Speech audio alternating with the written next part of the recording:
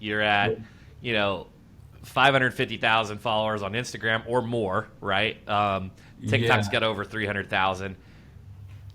I've got a bunch of bullet points here, yeah, yeah, but it's yeah, just like, how, yeah, how, like yeah, what's the big picture? yeah. Let's talk strategy here because Sure. you don't see that often, yeah, Mhm. especially in the legal space. Hey, nobody's more surprised than me, Chris. Nobody's more surprised than me. Yeah, the Instagram is now like a pretty good ways past 600,000, and it's just continuing to go. And you just go, I don't know what's happening. But yeah, so it started. I didn't make my first. What's today? The 27th. Yep. Tomorrow would be year to the day of the first video I made for social media. So that's all. That's all within a year. And the biggest thing I would say to anybody listening is just do it. I mean, they want to go. Well, I need to make sure that I need to structure it the right way. I wrap my head around this, right? It needs to be laid out in any format. It needs to be. No, it doesn't need to be anything. It needs to be from you. That's it. That's all it needs to be. Right. And there's going to be a period of time where you're not going to get anybody seeing it. I mean, I had a good while where nobody saw anything, but I just kept doing it because you have to have some type of history, content for them to see. You don't expect you're just going to make your first video, your first 10 videos, and everybody's going to go, hey, check this out. This guy's great. They're not. That's not going to happen. You need to have almost like a portfolio for the algorithm to pull from if they like what you're doing. So that way it just continues to go. And you have these people that, and I was one of them. I thought I had to have like the best camera, the best lighting, the best microphone, and I just got frustrated because I got too overwhelmed about it. Because I'll nitpick to make sure, is it the best? Is it the quality camera? Even though I don't know anything about microphones, I'm like, ooh, this one has a better, better Right. sound filter or whatever. I've never used a microphone. I don't know. So I get hung up on that. Instead, I just grabbed my phone and did it in my vehicle. And I did it in my vehicle because I didn't have an office, right? That made it easy. Second of all, I had two little kids at the time. My son was 4, my daughter was 2. I can't make a video at the house. I'm not like not a homemaker where I can make a video while I'm doing laundry or something. Like I'm working. And so Hmm. I make the videos when I have about 30 minutes in the day in the truck. That's about it. That that's fantastic, and yours has a ton of engagement, and I Yeah. appreciate you sharing. That it's, hey, you just got to get it done. You got to be consistent. You got to be you, and you don't need this fancy editing software and No. lighting. And the Good. for the pessimists listening, how has it been from a lead gen perspective? How has it impacted the firm? And it's insane. I mean, it automatically just boosts your credibility times 1,000. I mean, it's all of a sudden, not only am I getting asked of, hey, how are you doing this from other social media folks, then LinkedIn finds my content. Hey, Jefferson, we want you to develop a course. Go out to California Wow. and have be part of our LinkedIn Learning where I'm doing that. I'm like, y'all know I just make these from my phone, right? And then it leads into people calling my firm, people messaging me about you name it on any case, anywhere. Wow. And I funnel it all. I either refer it or funnel it or take it. And the biggest thing I would say that I would pull us in this conversation is that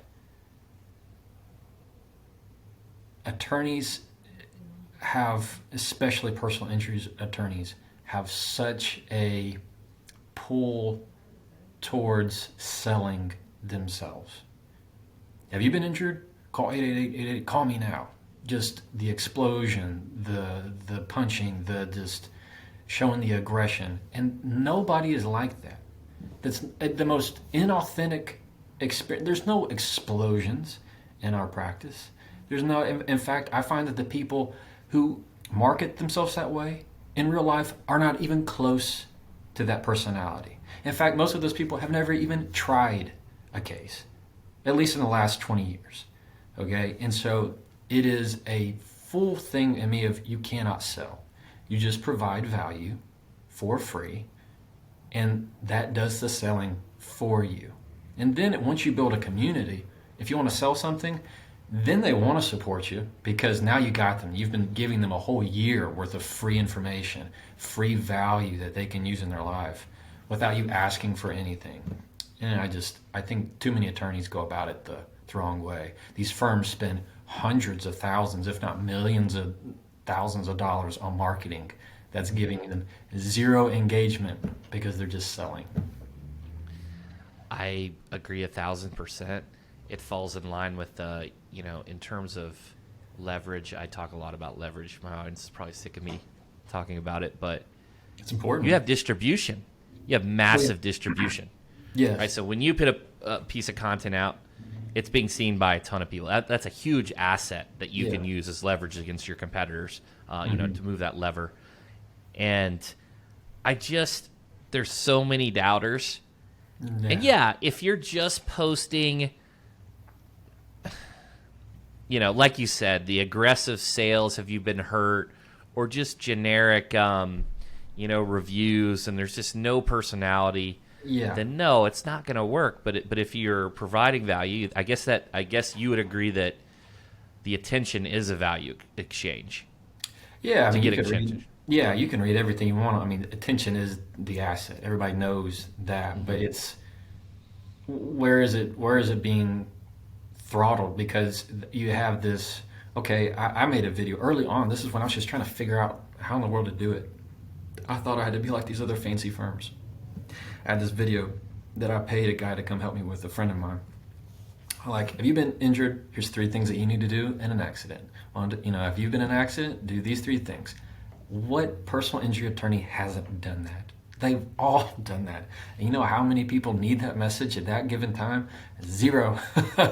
None of them are getting hurt in that moment and go, oh, well, thank God I just watched this guy on TikTok. I know exactly what to do.